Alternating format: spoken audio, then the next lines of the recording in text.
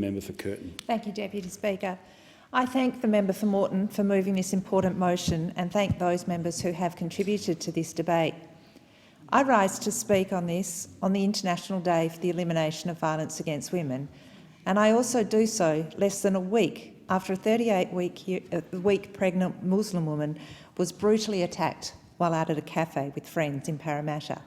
Shocking and horrifying. I reiterate what everybody else who has spoken on this motion has said. There is absolutely no place in Australia for violence, vilification or incitement of hatred on the basis of a person's religion or religious belief. The examples of this occurring, as detailed in the member for Moreton's motion and in many of the speeches of the members who have spoken before me, are reprehensible and abhorrent.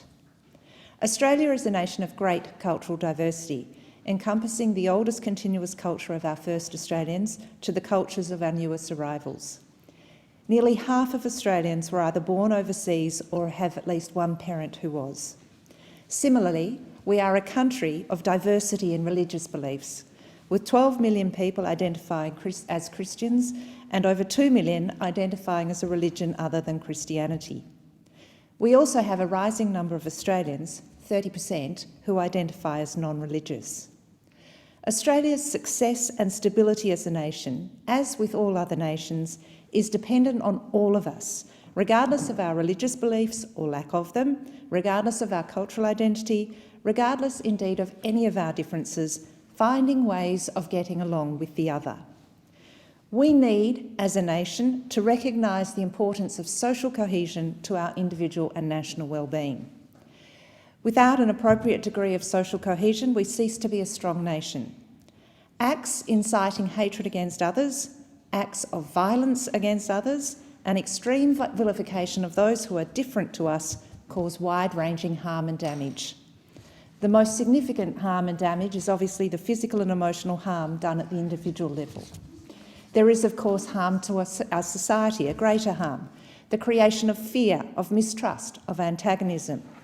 There is, for those who like to put a dollar value on everything, also damage done to our economy, lost productivity, increased need for health services, police services, damage done to our international reputation. The government's role in protecting religious communities at risk of endangerment and protecting all Australians from incitement of hatred and violence is primarily done by ensuring that we have the right legislative framework with appropriate deterrence and punishment, and that we also invest in and support and encourage through policy frameworks initiatives which help to build cohesion into across society.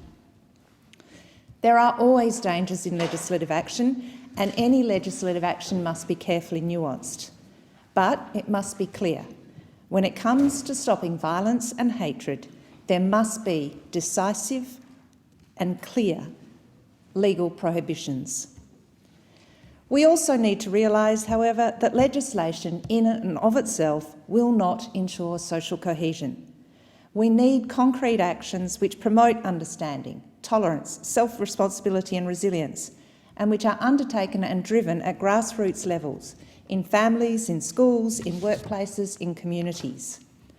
To this end, I note the $71 million package which was allocated in this year's budget to support locally led initiatives, which will, amongst other things, build interfaith and intercultural understanding through sport, in classrooms, cultural institutions. Other programs that will encourage a diversity of perspectives in the public debate and promote resilience against harmful and divisive messages, particularly those that promote violence. I also want to note the existence of existing local initiatives such as Courage to Care, which is a community outreach and education program that has been developed and delivered by a team of trained volunteers to teach young Australians of the dangers of prejudice and discrimination. I conclude by repeating what all those who have spoken on the matter before have said. There is absolutely no place in Australia for violence, for vilification or incitement of hatred on the basis of a person's religion or religious belief. There is a role for government in building the social cohesion of a nation, and government is doing this. But there is also a vital role for each of us individually. We need to accept personal responsibility to be part of the solution, not part of the problem. I thank the